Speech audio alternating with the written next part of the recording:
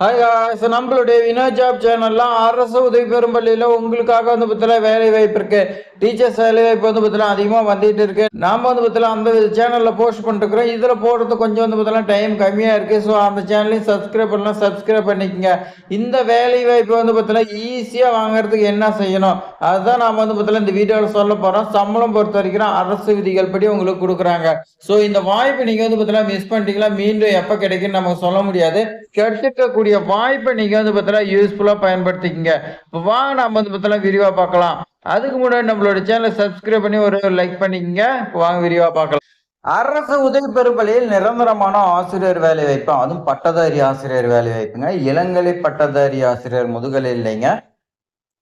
முதுகலைங்கும் போது நிறைய பேர் முதுகலை படிச்சிருக்க மாட்டீங்க. ஸோ இளங்கலைங்கும் போது நிறைய பேர் படிச்சிருப்பீங்க. ஸோ நீங்களாம் விண்ணப்பிக்கலாம். பணியிடம் பொறுத்த வரைக்கும் நிரந்தரமான ஆசிரியர் வேலை வாய்ப்பு. தேவைப்படும் பாடம் ஃபர்ஸ்ட் ஒன்று பார்த்தீங்கன்னா வரலாறு பாடம் கேட்டிருக்காங்க. பிஏ பிஎட் படிச்சிருக்குன்னு சொல்லி கொடுத்துருக்காங்க. ஒரே ஒரு வேகன்சிங்க.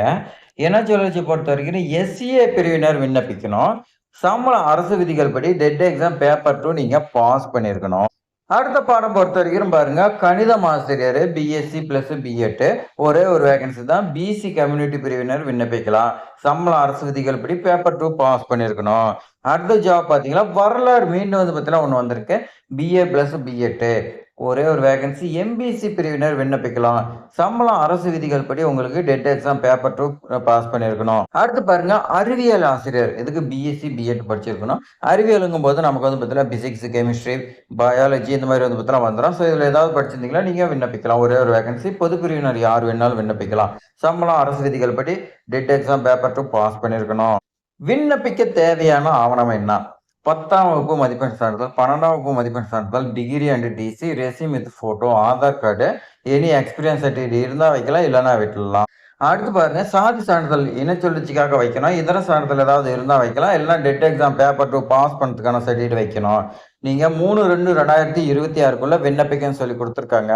அனுப்ப வேண்டிய முகவரி பொறுத்த வரைக்கும் செயலாளர் கிருஷ்ணய்யர் மேல்நிலைப்பள்ளி, சீப்பாலக்கோட்டை ரோடு, சின்னமானூர், தேனி மாவட்டத்தில் இருக்கிறீங்க. டைரக்டா கூட கொண்டு போய் கொடுத்துடலாம். அதுக்காக தான் வந்து பார்த்தீங்கன்னா லாஸ்ட் டைம்ல இந்த வீடியோ போட்டுக்கிறது.